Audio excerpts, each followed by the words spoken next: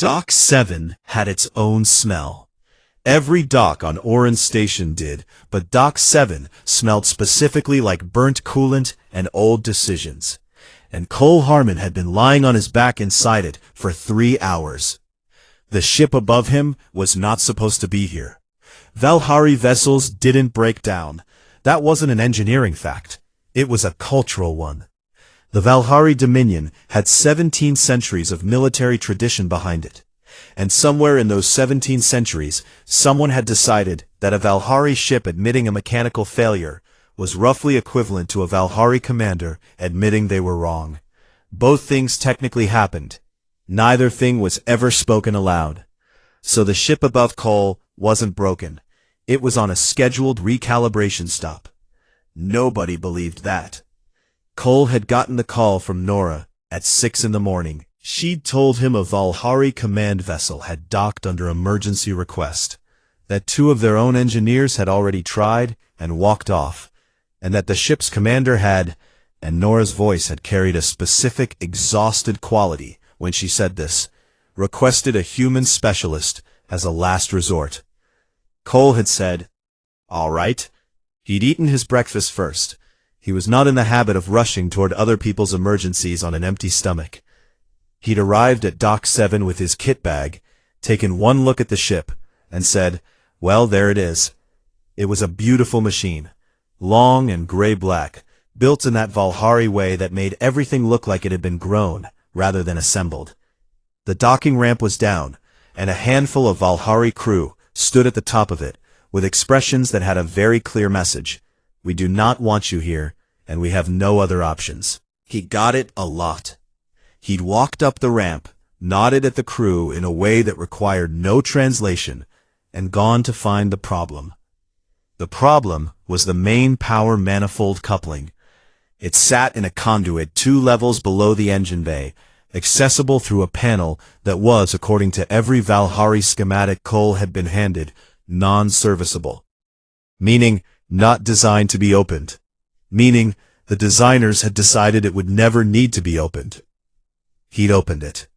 A Valhari engineer had stepped forward when he did. A woman, young, all technical precision and zero patience, who had said something to him that his translator rendered as, that panel is sealed for a reason. Cole had said without looking up, well, it's access now. She'd stared at him for a long moment, and then, apparently deciding that arguing with a man already inside a panel was a low-yield activity, stepped back. That had been 2 hours ago. Cole worked the way he always worked, which was slowly and without any visible urgency, which tended to make people around him deeply uncomfortable. He talked to himself sometimes. Little things. There you are, and don't fight me on this. And once, for about 6 minutes, a low, tuneless hum that had no melody anyone could identify. He was aware of the commander watching him. She'd been at the threshold of the conduit room since he arrived. Not directing, not interfering, just watching, in the way that a person watches something they haven't categorized yet. She was tall, even by Valhari standards, with the kind of stillness that wasn't calm so much as controlled, like something large holding itself quiet on purpose. Her uniform had the rank markings of a 3rd Fleet commander. Her name, according to the crew manifest Nora had forwarded him, was Vressa.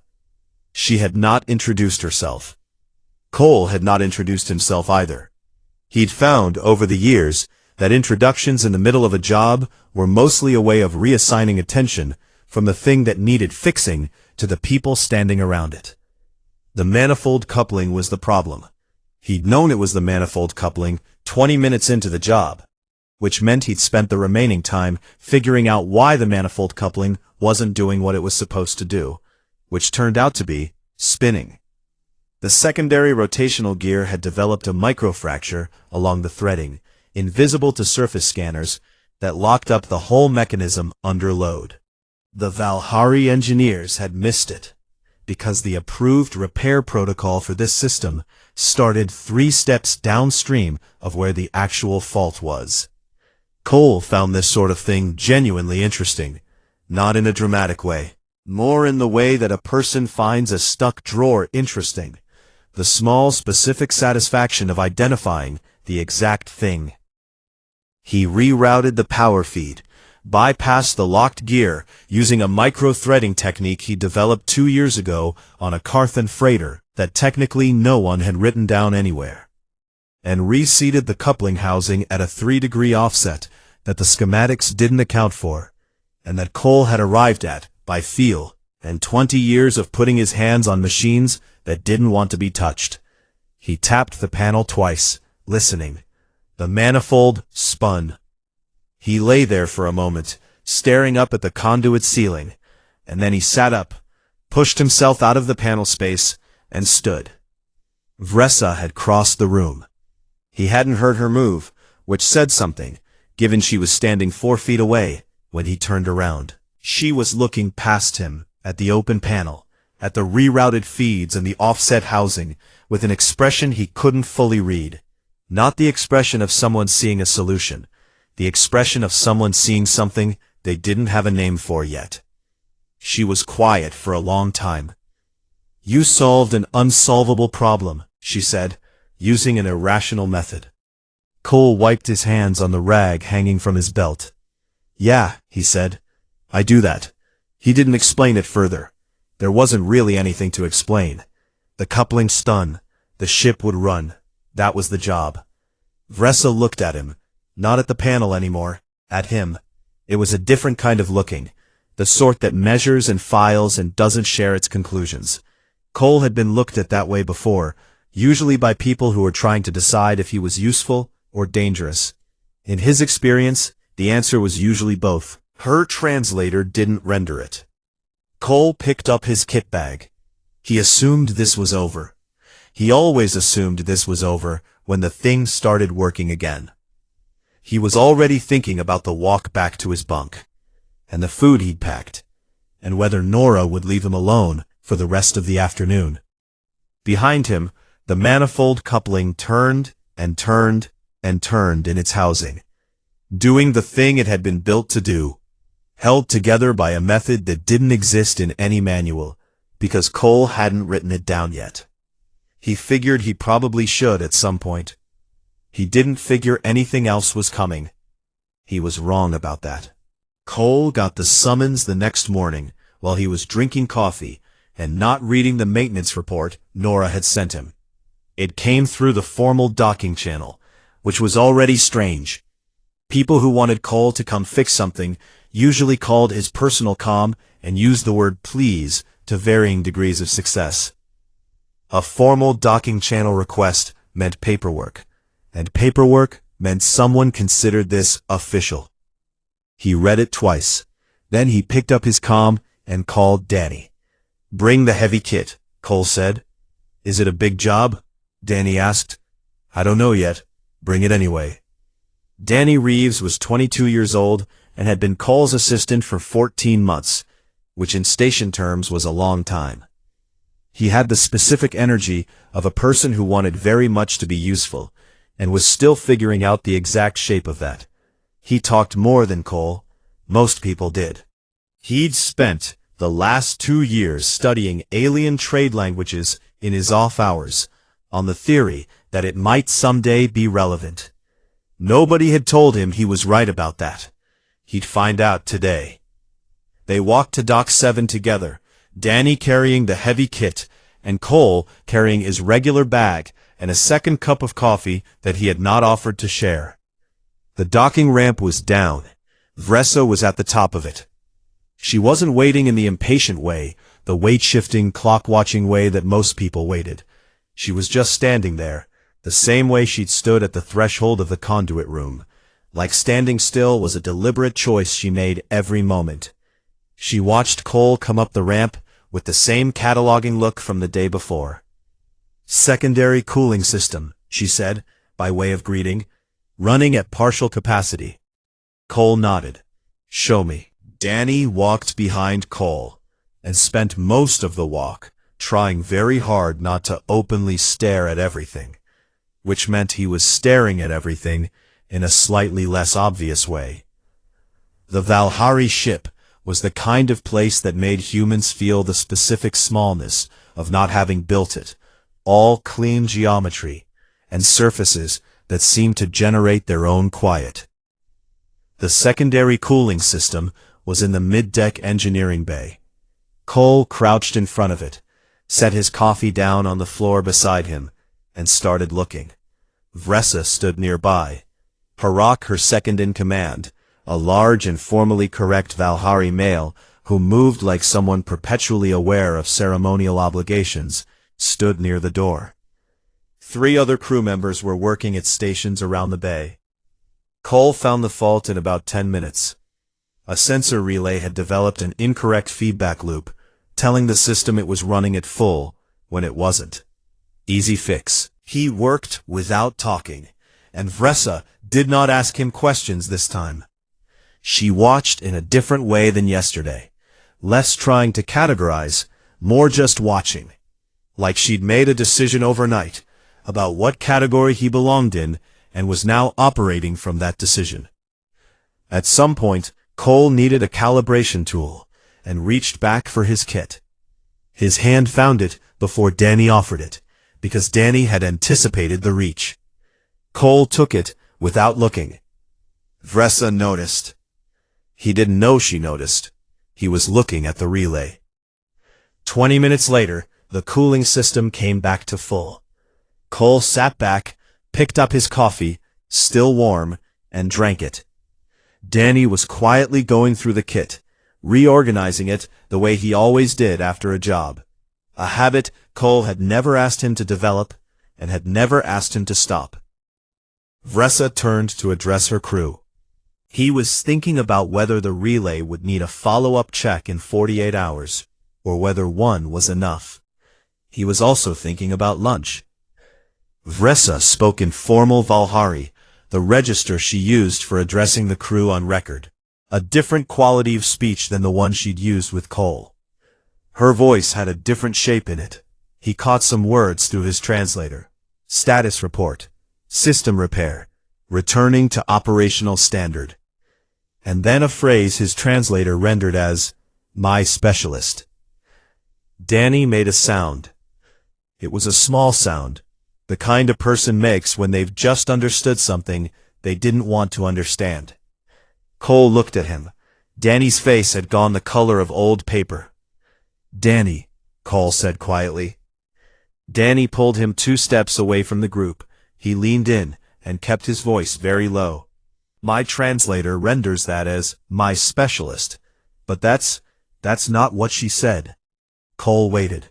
She said consort. Cole looked at him. In formal Valhari, spoken to a crew in an official address, it's... Danny stopped, swallowed, started again. It's a bonding declaration. It's legally binding. Across 17 star systems. Cole, it's a bonding declaration.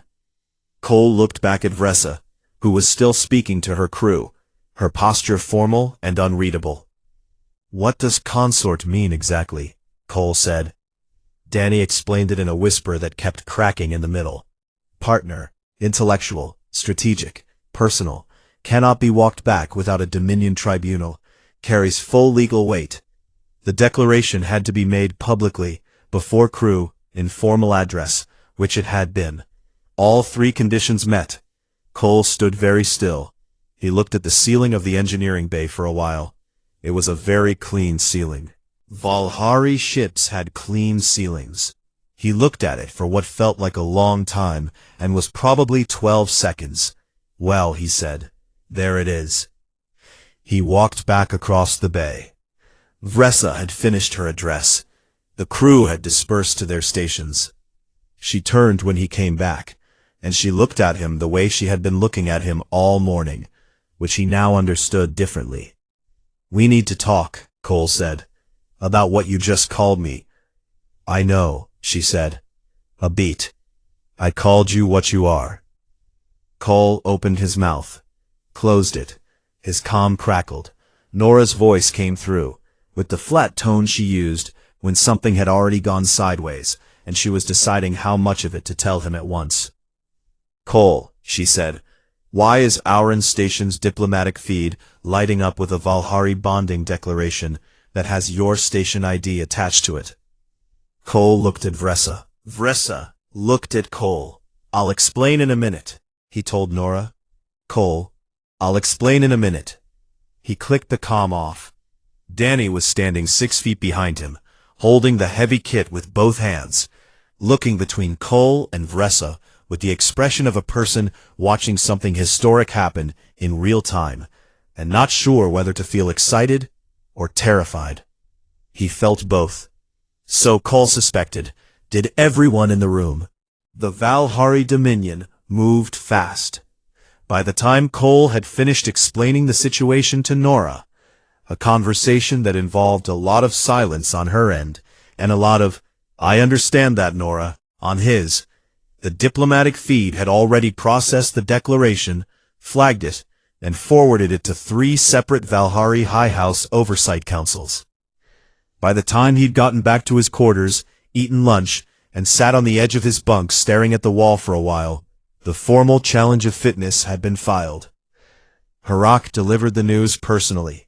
He stood in the doorway of Cole's quarters, with the posture of a man carrying something heavy, and the expression of someone who had already rehearsed this speech and didn't feel good about any version of it. "A challenge of fitness," Harak said, "has been filed by Commander Drevin of the Second High House. It is a legal mechanism under Dominion Code that allows a challenge to the declared consort's worthiness of the rank. It consists of 3 trials." He paused. "It is typically used to allow a commander to end a declaration without direct loss of standing, by having the consort fail." Cole looked at him. "So, they expect me to fail?" "Yes. What happens if I don't?" Harak was quiet for a moment. "That outcome has not been prepared for," he said. Cole nodded slowly. "What are the trials?" Harak explained them. Engineering, physical combat, strategic presentation before a council. Cole asked one question about each. Harak answered. Then Cole said, "All right," and stood up and went to find his kit. Danny was waiting in the corridor outside. He had the heavy kit on his shoulder, and a look on his face that was trying very hard to be calm. "I heard," Danny said. "I figured," Cole said. "The fight trial," Danny started. "I know. The challenger is going to be—" "I know, Danny." They walked. The challenge was held in the formal bay aboard Vressa's ship, which had been configured for the purpose with a speed and precision that told Cole this wasn't a rare event. Rows of Valhari crew along the walls, a raised platform in the center, Commander Drevin standing near the front, tall, broad, the kind of alien that looked like the universe had built him specifically to be unimpressed by humans, with 2 subordinates flanking him, and an expression that was already somewhere between bored and satisfied. Vressa stood to the side, not between Cole and the room, just present, in the specific way she was present, still and watchful, and giving nothing away. Trial 1 was engineering. A Valhari navigation array, partially disassembled, sat on a work table in the center of the platform. Drevin explained, in formal Valhari, that his translator picked up cleanly, that Cole had 1 hour to repair it to Dominion standard, using only approved Valhari methodology. Cole looked at the array. He looked at it for 6 minutes. Nobody spoke. Danny stood at the edge of the platform, holding the kit bag and trying not to breathe too loudly. Drevin watched with the patience of a man who has already planned what he'll say when the time runs out. Then Cole asked one question. He asked what the array had been doing wrong before it was pulled for repair. Drevin blinked. He said it had been generating intermittent false positive hazard reads. He picked up a diagnostic tool, ran it along the underside housing of the array, and found the fault in 4 minutes. A ground loop in the sensor matrix, invisible to the standard diagnostic protocol because the standard protocol scanned from the top down, and the fault was in the bottom layer.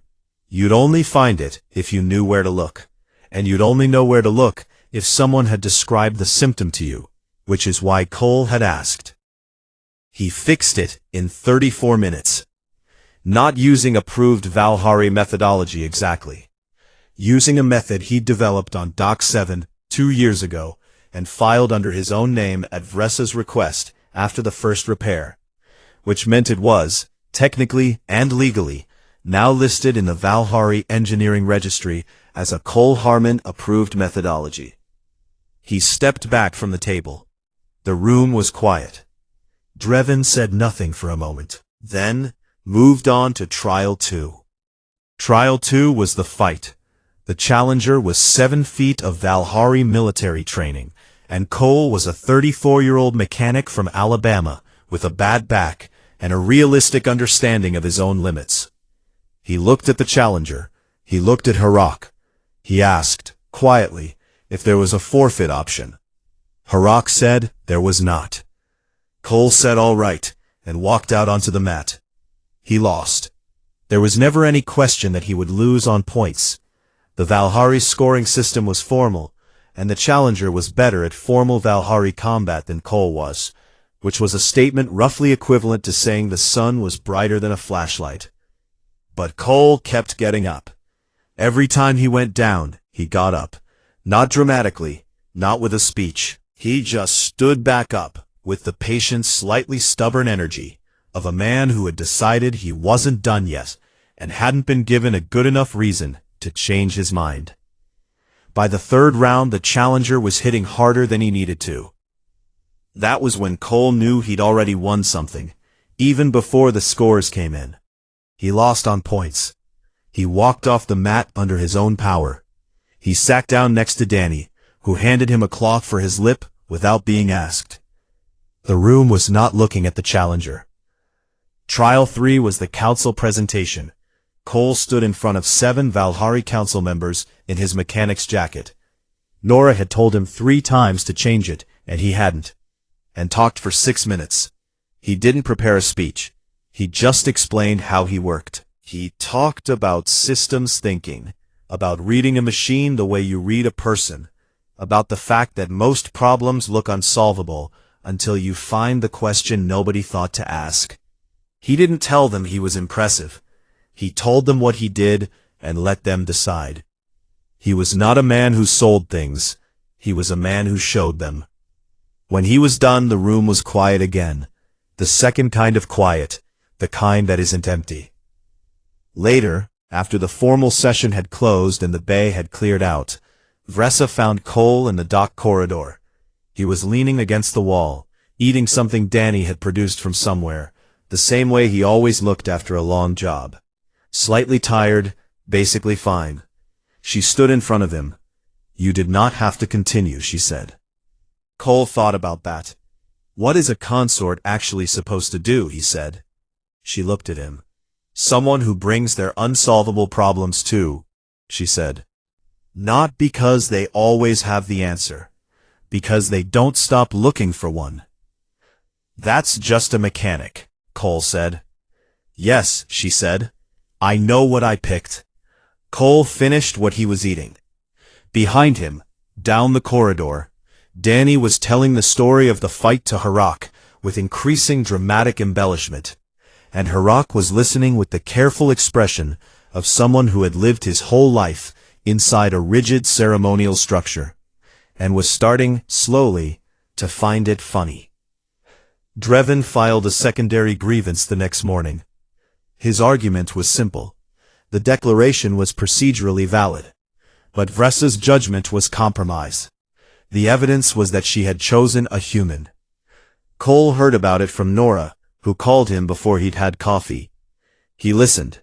He said, "All right." He got up and made the coffee first. The crisis didn't announce itself. They never did, in Cole's experience. They just showed up the way bad weather showed up, already here before you thought to look at the sky. Cole was in the station cafeteria eating a sandwich when Nora found him. She came through the door fast, which was already a signal. Nora didn't move fast unless the situation had graduated past the point where moving at a normal pace would feel appropriate. She sat down across from him and put her hands flat on the table and told him what was happening. The Valhari fleet carrier Ardenmoor had dropped into Aran Station's range 40 minutes ago on backup power. Its primary drive core was in a cascade failure state. 2 Valhari engineers had already been hurt trying to enter the core chamber. Radiation and pressure and a set of safety logic systems that had locked themselves into a loop and kept fighting each other in a cycle that escalated every time someone tried to interrupt it. The Valhari Engineering Corps had been working on it for 11 hours. They had not solved it. Nora said all of this in about 40 seconds and then looked at him. Cole finished his sandwich. She kept looking at him. "I was almost done with it," he said. He stood up, picked up his kit bag from under his chair where he always put it, and followed her out. The Ardenmoor was a big ship. Even docked at the outer ring, it dominated the visual field the way large things did, not by being loud, but by taking up the kind of space that made everything around it seem like it had been arranged as a reference point. Cole walked up the boarding connection with his bag over one shoulder, and Danny half a step behind him. And the first thing he noticed was how quiet the ship was for something carrying that many crew. The second thing he noticed was Commander Drevin standing at the inner airlock. Drevin was not pleased to see him. He made this clear, without moving or speaking, purely through the quality of his stillness. He said, to the room in general, and Cole in particular, that he would not permit a human to touch the carrier's core systems. Vressa, standing 6 feet to Drevin's left, said, with complete calm, that this wasn't his decision. The two of them looked at each other for a moment in the way that people look at each other when the real conversation is happening underneath the one with words. And then Drevin stepped to the side, and Cole walked past him without making eye contact, because making eye contact with that kind of pride never helped anything. They brought him to the corridor outside the core chamber. Through the sealed door, he could hear the low, cycling noise of systems fighting themselves. A Valhari engineer gave him the specs on a handheld. Cole sat down on the floor. He read for 22 minutes. Danny sat down next to him, because Danny had learned, over 14 months, that sitting down next to Cole while he read was the correct and only useful thing to do. Herok stood nearby. Drevin stood further back, arms folded, watching with the specific patience of a man waiting to be proven right. Cole read the cascade failure data. He read the safety system architecture. He read the radiation chamber specs, which he had asked for separately, and received after a short argument. And he did a number in his head that he went over twice. He set the handheld down on the floor beside him. The cascade failure is a logic loop, he said. The safety systems are arguing with each other. Every time one tries to compensate, it triggers the other one to push back harder. It's been escalating for 11 hours because every intervention made it worse. He paused. You have to interrupt the loop at the root. There's a manual override point inside the chamber that would do it. You'd have a window of about 90 seconds before the systems re-engage. The Valhari engineer who'd given him the specs said, the radiation level inside the chamber made that non-survivable. Cole asked what the radiation level actually was. The engineer told him. Cole did a different number. He went over it 3 times. I'll be okay for about 4 minutes in there, he said. I only need 90 seconds. The corridor went quiet in a way that had a specific quality.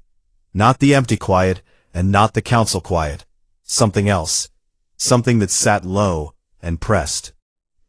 Vressa took 1 step forward. She said, this is not required of a consort. Cole looked at her. What is required of a consort? He said. She didn't answer right away. Somebody who would, he said. He wasn't asking her. He was telling her what he thought the answer was, and then waiting to see if she agreed. You picked me because I'm somebody who would. That's the job.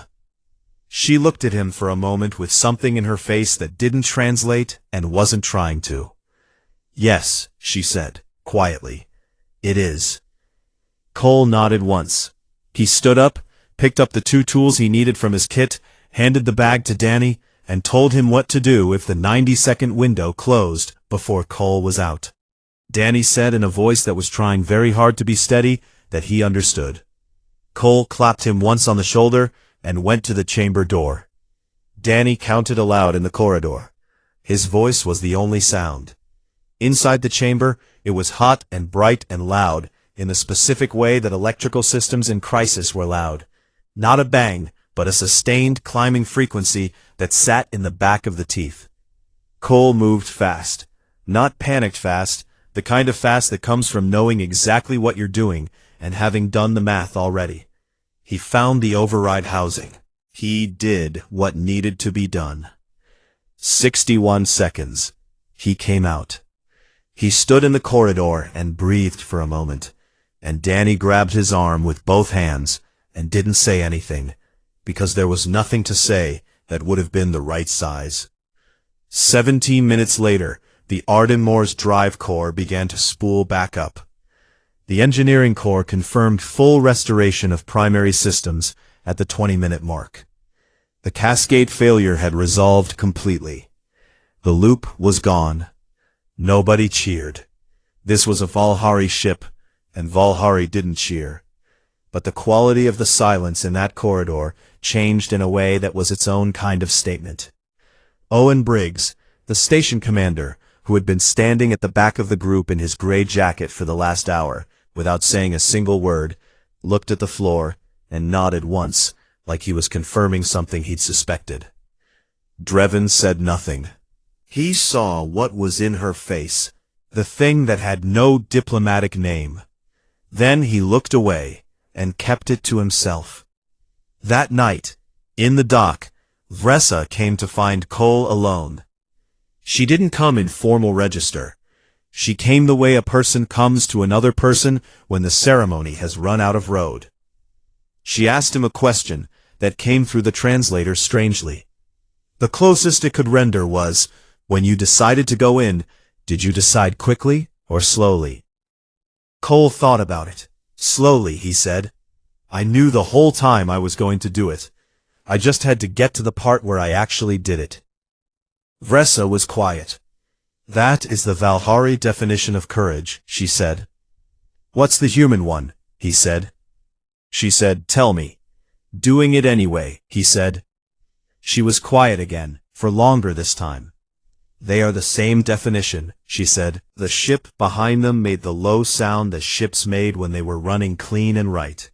A sound Cole had been hearing most of his adult life and had never once gotten tired of. In the morning, the secondary grievance was formally withdrawn. No explanation offered. None was needed. Some things resolve themselves when people see enough of the right thing in the same place. Cole didn't hear about the withdrawal until Nora told him at noon. He said, all right. She said, that's all you've got? He thought about it. Well, he said, there it is. Welcome back to our podcast. Today we're diving deep into the intricacies of decision-making and the emotional weight behind significant choices, inspired by a fascinating narrative about a character named Cole. Absolutely. Cole's journey is a powerful reminder of how often we sit with our thoughts before making a decision. He spends an entire day in silence, just letting everything settle. What do you think that says about the importance of reflection? It's crucial. Sometimes we rush into decisions without giving ourselves the time to process them. Cole's choice to not read those messages and just be present speaks volumes. How often do you think people miss out on clarity because they're overwhelmed by outside opinions? Definitely a lot. It can be so easy to get swept up in what others think we should do. But Cole, he chooses to confront the unknown instead of walking away. What do you think drives that kind of bravery? I think it's about facing problems head-on. He views it as a necessity, much like a mechanic diagnosing an issue. It's a real testament to his character. And Vressa's response to him about what a consort does, it's fascinating. She describes it as being present and persistently seeking solutions. Exactly. And when Cole compares her role to that of a mechanic, it's so telling. It shows how much he values practicality and problem solving. Do you think that's a common trait among people who are really good at their jobs? For sure, those who excel often have that mindset. They don't just accept things as they are, they dig deeper. Speaking of digging deeper, when Cole brings up the Valhari law and the non-citizen exemption, it reveals a lot about his understanding of the stakes involved. Right?